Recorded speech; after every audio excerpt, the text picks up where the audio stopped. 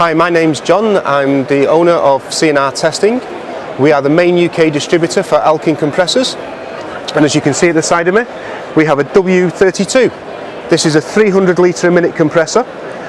To fill a cylinder, you can just, I did fasten them down.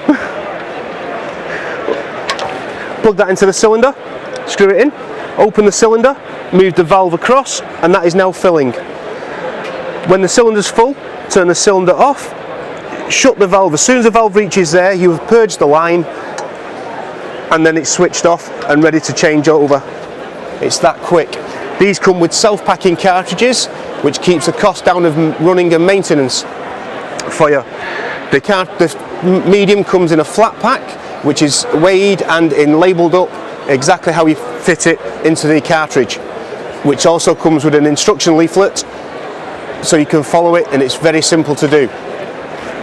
We also have a W31, which is our portable series, and our W4, which is the large block series, which are 640 litres a minute. We also have we do booster pumps for hydrogen, nitrogen, and other gases.